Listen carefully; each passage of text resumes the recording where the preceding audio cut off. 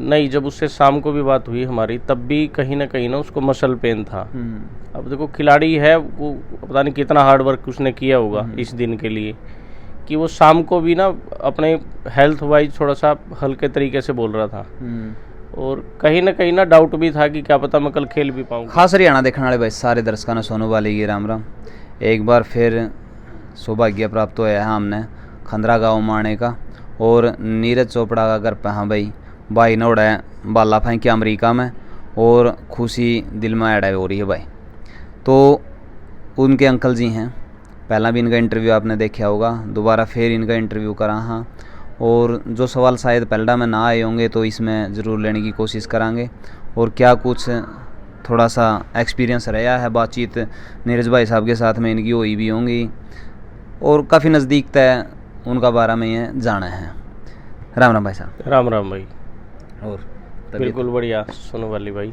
तो pro feeling आ गई होगी, पहला तो सिंपल फीलिंग थी पर ये इस टाइम पे थोड़ी प्रो फीलिंग आ रही है। नहीं वाकई यार, एक मतलब एक ये ओलंपिक के अलावा भी उसका एक सपना था कि भी वर्ल्ड चैंपियनशिप में भी मुझे एक टाइटल होना चाहिए। तो जब भी नीरज का सपना पूरा हुआ तो ये मान लो कि फैमिली का सपना पूरा हो गया, और उसी सपने में पूरे देश के लोग जुड़े हुए थे। ये तो हर किसी का एक सपना था कि मेडल का कलर कुछ भी हो, बस मेडल आना चाहिए। हाँ, तो काफ़ी लंबा समय, लगभग 20 साल, क्योंकि छोटा अरसा नहीं होता जी, क्योंकि 20 साल तय जो अपना देश है मुँह बाट देखा था। अमेरिका में तो कोई मेडल नहीं खड़का हुआ, कोई मेडल नहीं खड़का हुआ, लेकिन भाई साहब ने जो भारत का है वो यूँ सपना भी पूरा कर दिया। नहीं वाकई मैं इस बात में यही कहूँगा कि उसके साथ इतनी पब्लिक की आशाएं जुड़ी हुई थी और दुआएं भी जुड़ी हुई थी।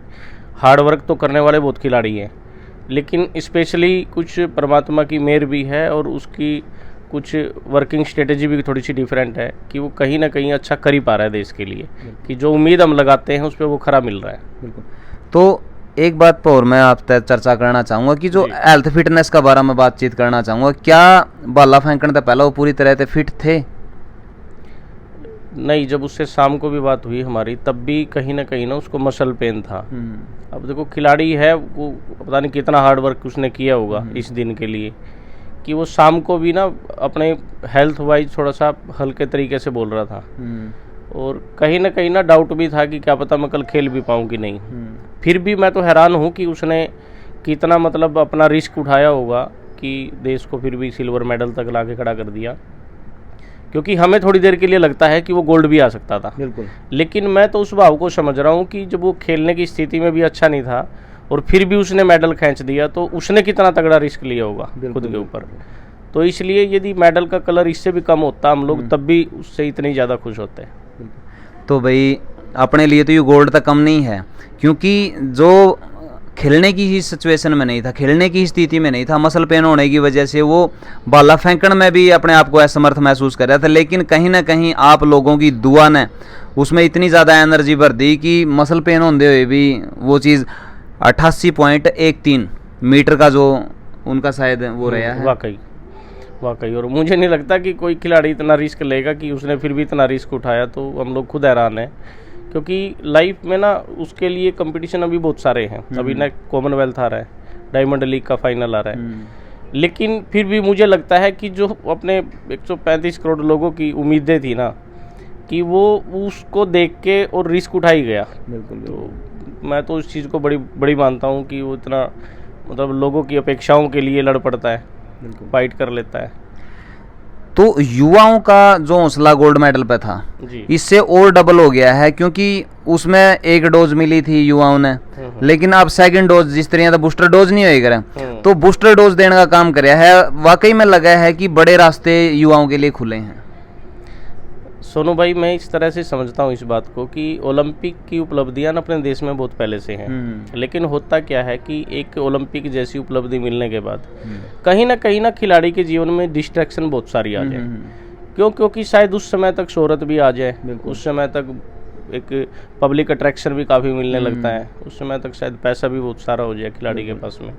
तो वहाँ अपने आप को संभाल के रखना बिल्कुल। और उसके बाद वापिस परफॉर्म करना, क्योंकि एक ओलंपिक जीतना ही एक लक्ष्य नहीं होता। ये अलग बात है कि किसी का लक्ष्य वही हो, लेकिन नीरज के केस में क्या है कि ये लक्ष्य उसके बहुत बड़े हैं, क्योंकि वो एक लक्ष्य हासिल करने के बाद दूसरा टारगेट रख लेता है।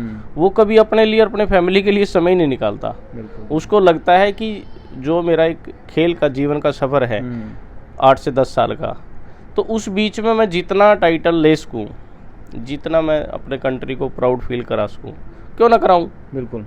यानी कि कारण क्या है, यानी कि कंफर्ट जोन में नहीं जाना चाहता, वो नहीं जाना चाहता, क्योंकि उसको पता है कि जो उसको समय अभी मिला हुआ है ना, ये हर खिलाड़ी को ऐसे नहीं मिल पाता। बिल्कुल। कहीं चोट की वजह से लोग गेम से क्विट कर जाते हैं, कहीं ना कहीं खिलाड़ी सेटिस्फेक्शन लेवल पे आ जाता है कि मुझे अब नहीं चाहिए, बहुत हो गया। बिल्कुल। तो कई सारे कारण थे, लेकिन नीरज वाले केस में एक भी नहीं था, क्योंकि उसको पता है कि ना वो पैसे के लिए इतना बड़ा काम कर रहा है, ना ही वो सिर्फ फैमिली के लिए इतना कर रहा है। एक टाइम तक फैमिली के लिए करके उसने देखा कि अब तो सब कुछ है फैमिली के पास भी, अब मुझे देश के लिए भी बहुत कुछ करना चाहिए। बिल्कुल। तो अब वो एक के बाद एक अच्छा करता जा रहा है। तो मुझे लगता है कि वो सब पब्लिक का प्यार है, बिल्कुल, जो वजह है उसके बार बार और बेहतर करने के लिए। तो कहीं ना कहीं एक बड़ी अचीवमेंट के बाद में जो खिलाड़ी है कंफर्ट जोन में चला जावा है, या फिर वो चकाचौंध में कहीं ना कहीं खो जावा है और अपनी जो परफॉर्मेंस है वो कहीं ना कहीं गवा दे है। उसके बाद में वो उम्मीद भी लगा के उस चीज़ को नहीं प्राप्त कर सकता जो उसका कहीं ना कहीं दिमाग में चली हुआ है और पब्लिक का दिमाग में भी चली हुआ है। लेकिन नीरज का केस में ऐसा नहीं है।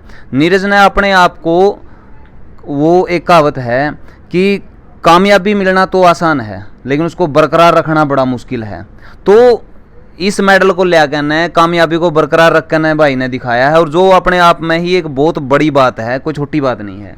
नहीं, वाकई अब से पहले जैसे अभी डायमंड लीग के इवेंट हुए थे तो उसमें उसने अपना पर्सनल बेस्ट किया, फिर उसने नेक्स्ट कंपटीशन में फिर उसने पर्सनल बेस्ट से फिर पर्सनल बेस्ट किया। तो ओलंपिक की थ्रो से वो बेस्ट करता चला गया, क्योंकि एक पब्लिक को 90 मीटर का एक बैरियर लगता है, और हम एज पर फैमिली हमें लगता है कि 90 मीटर कोई बैरियर ही नहीं है, ये कभी भी 97 मीटर भी हो सकता है, ये कभी भी 93 मीटर भी हो सकता है, क्योंकि 90 मीटर सोच के वो खेल ही नहीं रहा है। वो तो लोग सवाल करते हैं तो लगता है कि उसको 90 मीटर पे जवाब देना चाहिए, क्योंकि लगातार 1 साल से वो 88 मीटर के आसपास में खेल रहा है। तो इसका मतलब 1 साल में उसने इतनी तो ग्रोथ की होगी कि वो 90 मीटर प्लस कभी भी फेंक दे। ये और बात है कि जब खिलाड़ी ग्राउंड पे जाता है तो कई सारे कारण बन जाते हैं, कई बार वो अच्छा नहीं खेलता, कई बार वो बहुत अच्छा खेल जाता है। तो ये इत्तेफाक तो कभी भी हो सकता है। जैसे इस बार भी हम लोग यदि एज ए फैमिली, जैसे हमने रात बात करके महसूस किया कि शायद वो खेल भी ना पाए, लेकिन फिर भी खेलने के बाद उसने सिल्वर मेडल दे दिया। कई लोगों को लगा होगा कि ये गोल्ड भी दे सकता था, लेकिन हमें परिस्थिति का पता है कि वो खेलने के भी उसमें नहीं था, लेकिन फिर भी दे दिया, तो ये बहुत बड़ी बात है। तो आप तो उसकी जो एक्चुअल सिचुएशन है उससे वाकिफ थे जी, लेकिन पब्लिक नहीं है। पब्लिक को तो उम्मीदें थोड़ी सी ज़्यादा ही रहे हैं जी, क्योंकि उनकी एक्सेप्टेशन है नहीं, थोड़ी सी ज़्यादा हुआ है, और ज़्यादा हो जाए और ज़्यादा। ये फैमिली की भी होती है, फैमिली में भी कौन नहीं चाहता है कि हर बार गोल्ड आए, लेकिन बस मैं यही कहूँगा कि भी तो कुछ चीज़ पूरे अपने कंट्री के लोगों से भी मैं यही कहूँगा कि खेल खिलाड़ी को ना हार और जीत का बैलेंस आना चाहिए। अब चाहे वो गोल्ड है, कुछ भी है, लेकिन अपने कंट्री के लिए एक टाइटल है, और हमें हर खिलाड़ी के लिए यदि वहाँ जाके वो हार भी जाए तो हमारा प्यार उसके प्रति उतना ही होना चाहिए कि वो फिर जीतने की जिद करे। यदि हम किसी की हार को स्वीकार नहीं करते, नेग्लेक्ट करते हैं, उसके बारे में नेगेटिव कमेंट करते हैं, तो वो कभी खेल ही नहीं पाएगा, डिमोटिवेट हो जाएगा। अब एक नीरज नहीं, रोहित यादव है, बहुत सारे हमारे लगभग 35 से 36 प्लेयर वहाँ पे गए थे। यदि पोजीशन नहीं आई तो कम से कम उन्होंने फाइट तो की। तो हमारा फर्ज बनता है कि हम सभी को इतना ही प्यार दें, प्रेरित करें कि वो दोबारा से परफॉर्म करें। तो अब थोड़ी सी बात ने अमेरिका की बजाय गांव में ले आऊँ। वहाँ तो मैं जब एंट्री करी मैंने, तो कहीं पे भी आसपास, क्योंकि पहले अनाउंसमेंट हुई थी कि भाई यहाँ पर स्टेडियम बनेगा, तो मैं तो सोच रहा था मैं अब की बार तो स्टेडियम के भी दर्शन करके जावांगे, क्योंकि दोबारा आने का मौका मिला है। तो स्टेडियम कहाँ से बनने लग रहा है वो? देखिए, ये सवाल तो मुझे लगता है कि हमारी गवर्नमेंट तक जाना चाहिए, क्योंकि एज ए फैमिली हम तो उसके बारे में क्या बताएं। हाँ, ये है कि अनाउंस जरूर हुआ था, अब उसके बारे में क्या चल रहा है क्या नहीं समझ नहीं आता, क्योंकि कई बार की हमें लगता है कि अभी शुरू हो जाएगा, कई बार की लगता है कि वो कैंसिल हो गया है। तो अब ये बीपी हाई लो वाला सिस्टम चल रहा है, अभी कंफर्म नहीं है कि उसके लिए मतलब क्या डिसीजन हुआ उनका। तो गांव के विकास पे भी काफ़ी पैसा खर्च करने की बात हुई थी काफ़ी समय पहले, तो वो कहाँ पर खर्च करवाया है? अभी देखिए, कुछ सवाल आके ना फिर रुक जाते हैं कि एक पॉलिटिकल प्रोसेस पे, कि मुझे तो हम नहीं जानते कि वो प्रोसेस क्या होता है, कि जो अनाउंस करते हैं और अनाउंसमेंट को धरातल तक पहुंचने में कितना टाइम लगता है, तो मुझे ऐसा कोई ज्ञान है नहीं। तो क्योंकि कॉमनवेल्थ के टाइम भी कितने थे वो, कितनी कॉमनवेल्थ के टाइम भी जो खिलाड़ी के गोल्ड थे ना, उस हर खिलाड़ी को 6 करोड़ रुपए गांव के विकास के लिए अनाउंस हुए थे। अब वो पता नहीं उनकी क्या निर्धारित सीमा होती है, अभी वो 6 करोड़ कितने साल में पहुंचने होते हैं गांव तक, डेडलाइन नहीं, ये मुझे नहीं पता। डेडलाइन साथ में उसके नहीं आई थी भाई उस टाइम तक हम रिलीज करके न लगवा देंगे। अब पता नहीं सोनू भाई, मैं तो इतना ही कहूँगा कि यदि अनाउंस करते हैं तो शायद वो चीज़ हो जानी चाहिए, क्योंकि गांव एक मेरा नहीं है सिर्फ, वो एक पूरा गांव है। और जब खिलाड़ी के लिए कोई सरकार अनाउंस करती है तो पूरा गांव उस अनाउंसमेंट को सुन के ना फिर उसके बाद रोज टोकता है बिल्कुल कि उस समय ये हुआ था तो क्यों नहीं मिल रहा है, ये हुआ था तो कुछ नहीं ला पा रहे हैं। तो वो फैमिली को ही डिमोरलाइज कर लेते हैं कि शायद ये नहीं चाहते कि गांव में विकास हो। बिल्कुल बिल्कुल। तो यहाँ इस केस में हम बड़े थोड़े से दुखी हो जाते हैं आके। तो इसका मैं अपनी बात भी ऐड करना चाहूँगा कि अगर इलेक्शन टाइम है तो कोई भी नेता है, मंत्री है, कोई भी है, फ्लो में फेंक दे है, वो बातें का अलग चली जावे है। लेकिन ऐसे इवेंट का ऊपर अगर आप अनाउंसमेंट करो और उसके ऊपर आप अप्लाई नहीं कर दे इस चीज़ को, कहीं ना कहीं फिर सवालिया निशान खड़ा हुआ है कि भाई या तो आप किसी ने बाध्य नहीं किए थे आप कि भाई आप 6 करोड़ रुपए का अनाउंसमेंट कर दो, तो नहीं भी आप अनाउंसमेंट कर दे तो कम से कम इनके तो उलाना का काम नहीं होता, इनके तो लत्ते नहीं पट दे। और दूसरी बात है कि आप खुद चाहो होगी भाई बहुत सारे नीरज चोपड़ा निकल काम है बिना ग्राउंड के, बिना सुविधा के, किस तरह से नीरज चोपड़ा निकल के आवेंगे भाई। एक नीरज चोपड़ा है, आप और भी बनाने की कह रहे हो, लेकिन धरातल पर उनके लिए कुछ वर्क नहीं कराया जाने लग रहा। अब गोल्ड का टाइम पे अनाउंसमेंट हुई थी स्टेडियम की, जो अभी तक भी कहीं पे भी वर्क नहीं हो रही, सारा न्यू घास खड़ा है। और जो 6 करोड़ की बात हुई थी वो भी कहीं पे भी नहीं आया है। तो कहीं ना कहीं सरकार का जो ये लचीलापन है, जो विकास के कार्य नहीं करवाए जाने लग रहे, जो राशि है वो रिलीज नहीं करवाई जाने लग रही, तो ये बड़ा सवाल खड़ा हुआ है कि भाई आप इस तरह की अनाउंसमेंट या तो करो ना करो तो उसको थोड़ा सा डेडलाइन के तौर पे ही ले करो कि भाई बैरियर लगा दो 2 महीने में, 3 महीने में, 4 महीने में। अगर साल भर भी आप रखो तो कम से कम वो तो हो जाए भाई, साल भर का भीतर लागने हैं।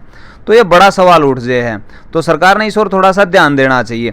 तो युवाओं तक क्या कुछ मैसेज दोगे, क्योंकि आप काफ़ी करीब रहे हो नीरज के और आपने उसकी मेहनत को काफ़ी करीब तक भी देखा है। एज ए फ्रेंड मैं ज़्यादा कहूँगा, क्योंकि आपकी उम्र मेरे हिसाब से ज़्यादा नहीं रही होगी उसके पैरेलल में। ना नहीं, हमारी उम्र में सिर्फ 18 साल का ही फ़र्क है चाचे भतीजे में। लेकिन वो इशू नहीं है, बात है कि आपस में विचारधारा मिलनी चाहिए। बिल्कुल बिल्कुल। तो एज फैक्टर काम नहीं करता। पहले वाले सवाल पे मुझे एक बात याद आ रही सोनू भाई, कि यदि सरकार कोई चीज़ अनाउंस करती है तो बात होती है कि हमें सरकार का विरोध नहीं करना, हमें उससे क्या मिलेगा। लेकिन हम ये कहते हैं कि यदि आप कुछ देना ही चाहते हैं, कुछ बदलाव ऐसा करना ही चाहते हैं, आपने बहुत सारी चीज़ें अच्छी भी तो की हैं। पहले खेल राशि बच्चों को बहुत लेट मिलती थी, अभी इनिशियल स्टेज में मिलने लगी है। पहले कई सारी चीज़ें स्कीम में बहुत कम थी, खिलाड़ियों को मंथली नहीं मिल पाता था, आपने वो चीज़ें भी तो इम्प्लीमेंट की हैं जिनका लाभ मिल रहा है।